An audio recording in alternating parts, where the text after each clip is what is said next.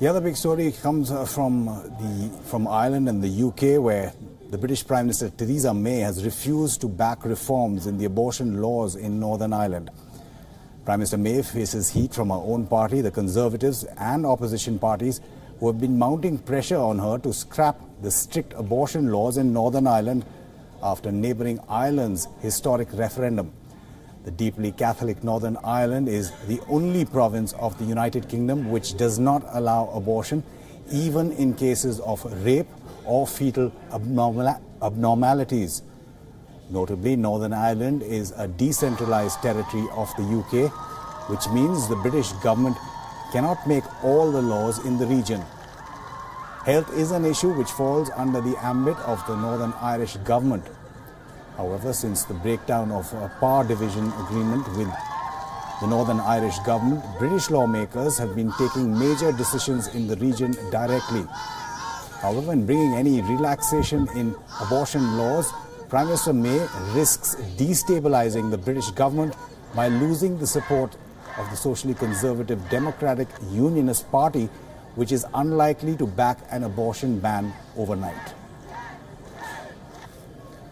While UK's Prime Minister May is against extending the new law that the Irish have voted for, or at least in a referendum, that law is still expected to become official only when legislation is passed later this year.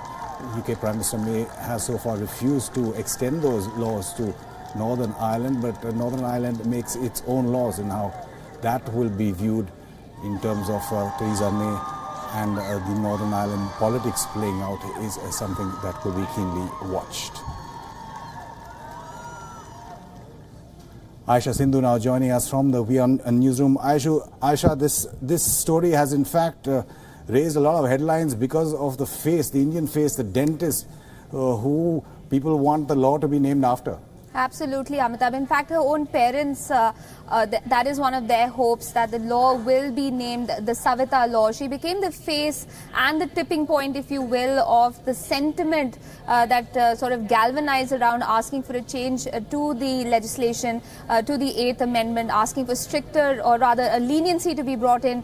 Interestingly also, Amitabh, it was a referendum that brought the strict abortion law into place 30 years ago. So Savita Halappanavar definitely became the face of change in Ireland. She brought women together on the streets because her case was one that just showed the extent to which the law prevented women from seeking termination of pregnancy despite being seeing utmost danger to their life. She was 17 weeks pregnant when she began to miscarry, but her doctors refused to carry out the abortion because they could still detect the fetal heartbeat, and during that time she went into septic shock and passed away. So her image has been utilized by the Yes campaigners in a big way. Now they're asking, pro-choice groups as well as Savita Halappanavar's parents are requesting that when this legislation does become law, it should be named Savita's law in her memory.